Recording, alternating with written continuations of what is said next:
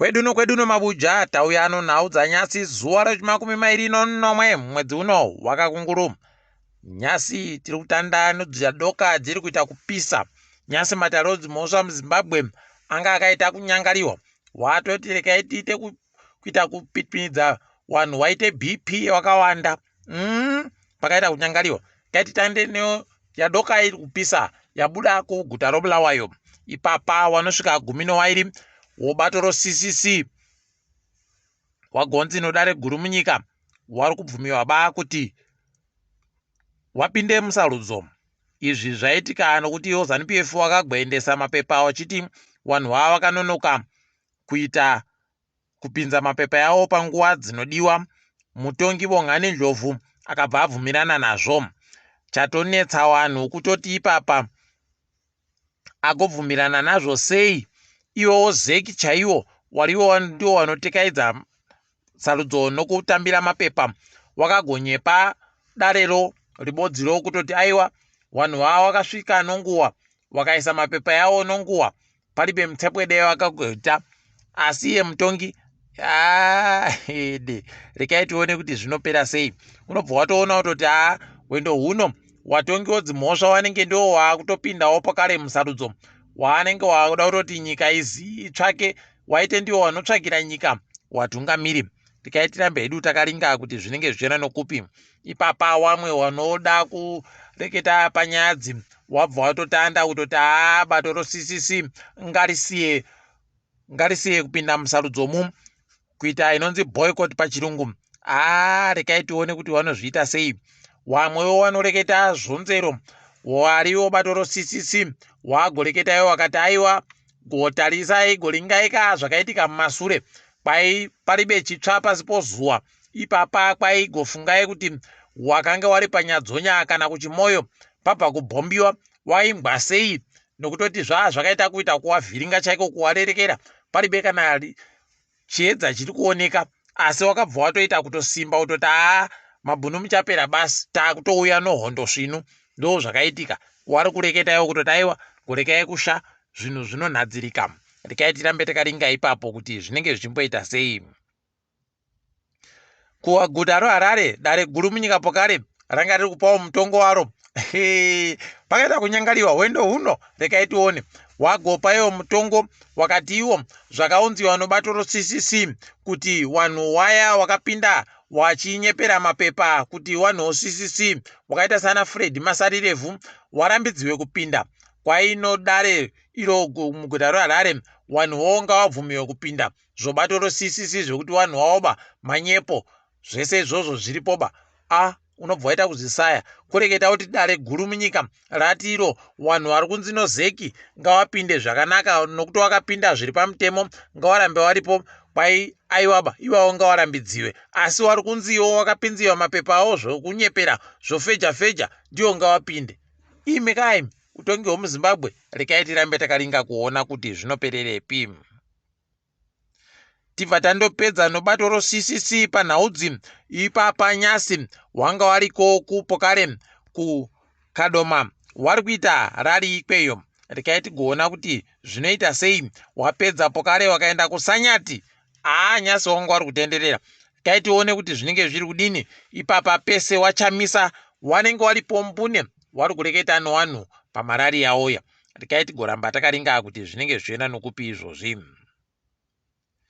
Tikaringa dzimwe dzinochokuita nosarudzo waKasukuwere waburika vari kutoreketayo kutoti tanyora tsamba kudunhu roSadhaki kuti ritiringe mbudzi kuzvarira pane wanhu kuti idzingiwe imbwa.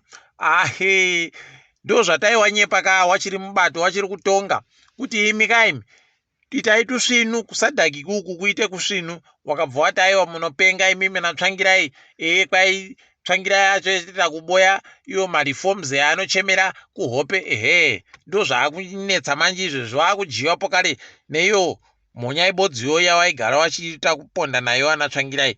Rekai tione kuti zvinenge zvichiita sei. Apa dare guru munyika ragoti richapa mutongo Mangwana panhau yache yaKasukuwere yokuti ari kuda kupinda imo musarudzo. Rekai tigoramba takaringa ipapo kuti zvinopera sei. Chimwe chatorwadza pokare munyaya dzosarudzodzi nyasi rinda Masarira ajiwa nonyaya pokare wakomana unobva waita kuzvisaya kuti chii atoreketa akati ndiri kuziva ba kuti wapa mutongo uyu nomhaka yei, saka ndichazoziva kuti ndoitei kana ndaverenga mutongo wakakwana. Ei, zvakaita kunyangariwa. Saka nyasi bato roCCC Sevhia Kasukuwere iyo Linda Masarira kwese kwakuri kundodzomiwa. Pokare pane mumwe Reverend Keith Mhlanga kwaipapa pokare arambidziwa pokare kupinda ndipo unotoona kutoti palibe kana chimwe chisvinu. Rekai tigoona kuti zvinenge zvimbopera sei ipapo. Ticharamba hedu takandolinga apa ye Kithiyu anga ari kupinda kuguta roBulawayo kuda kuitawo MP. Unobva waona kuti pakaita kunyangariwa chaiko. Rekai tione kuti zvinenge zvipera sei. Tinenge tichikunyepa izvi zvinenge zviburikazvo. Wamwe wabasa wehurumende waita zinyekenyeke zawo ipapa watoita kuvhiringika chaiko nokutoti waribe kana chibodzi chawaita nokutoti wagonziwo mapepa yawo achabvumiwa ba kuti apinde okuti wavhote nguva dzokuvhota dzisati dzasvika, postal ballots pachirungu. Pakaita kunyangara chaiko. Wazhinji waroita kuchema kwaiongo wakamirira kuti wabvumiwe novakuru wavo kuti waite izvozvo pazvaramba, saka wakuziva ba kuti woita sei. Pakaita kunyangara wakomana. Rekai tione kuti zvinenge zvipera sei izvozvi. Kuno imwe nyaya yazotifadza kuguta roCape Town. WoDoves kubudikidza nokambani yawo Zororo Pumulani waendesa kumwe kunhu kunosenzesiwa novabva nawo vari kutamba mutambo iwo wenetball. Rekai tigoona kuti zvinenge zvimbopera sei pamutamboyo, asi wabva nawo wari kuningisika kuti waribe kufara nokutoti zvese zviri kuitikazvo wanga wari kuitiratidzawo kuti tamisiwa apa taundotohwawo mapikicha so vanhu wamisiwa, asi mufaro chaiwo panga paribe. Rekai tigoona kuti zvinenge zvipera sei izvozvi. Ipapa Mangwana wari kutamba nechikwata cheAustralia pamutambo yawo yopasi rese. Ngatiringe dziri kuitika pasi rese. KuSouth Africa wanhu wari kuchema ipapa iyo nhepfenyuro yoSABC kuti ireke zvairi kuita zvokumisa mutambo dhirama ro7 Dilan. Rekai tigoona kuti zvichatetekewa here kana kuti palibe chinoita kuti zvichinje. Hurumende muSouth Africa kwairi kuronga kuti iwake pokare umwe muzinda wozvikepe kudunhu Northern Cape unonzi Boegebaai. Aiwa, toramba tichiti dai zvaenderera mberi tinoramba tichiwimba kutoti ipapa wakazviita izvi, aiwa zvinoita kuti wapfumbure. Rekai tigoramba takandoringa. Nyika yoRussia yagoburika iyo iri kureketa kutoti pai tichapa dzimwe nyika dzomuAfrica zvokudya. Ipapa tatofara kutoti Zimbabwe kwai imwe nyika idzodzo dzanzi dziri kupuwa zvokudya nokutoti ipapa wagototi aiwa nyika yeZimbabwe tichaipa chikopokopo pokare tobva taibatsirana nayo kuti tiite zvenyukiria.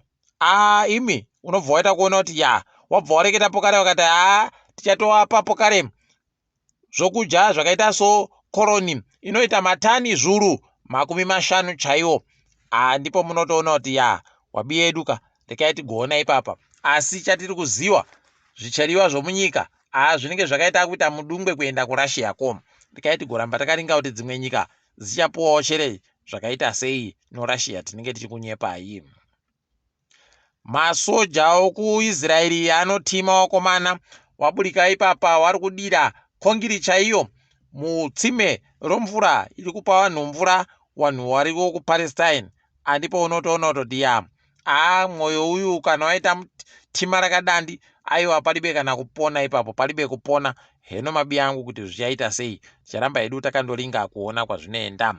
Nyika yoNigeria kwai mutungamiri wenyika ikweyo agoisa wanhu wanoita 27 akaendesa mazita yawo kudare guru rodare roparamende Senate kuti wabvumiwe kana kurambiwa. Rekai tigoona kuti wachaisa wangani pokare kuti zvinenge zvichidini. Tikaringa dzomutambo kwaipapa nyika yoZambia yabuditsiwa kumutambo yobhora rewadzimai yopasi rese iri kuitiwa kuNew Zealand, Australia. Asi Nigeria nyasi yakunda chikwata cheAustralia, tiri kuti makorokoto.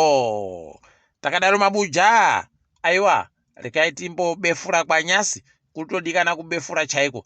Kurekai kuita BP mabiangu, nozviri kuitikazvi, kutamba musikanzwayo wakuenda. Misikanzwayo wakuenda inoita kupfini chaiyo, kutoita kuhwadzisa kutoti ufungidzire kuti achaenda ba, asi misikanzwayo wakuenda. Aiwa, munondoiziva mabiangu. Kaiti boya nezuva ramangwana, ndini wenyu Mhanduwe WeNhau.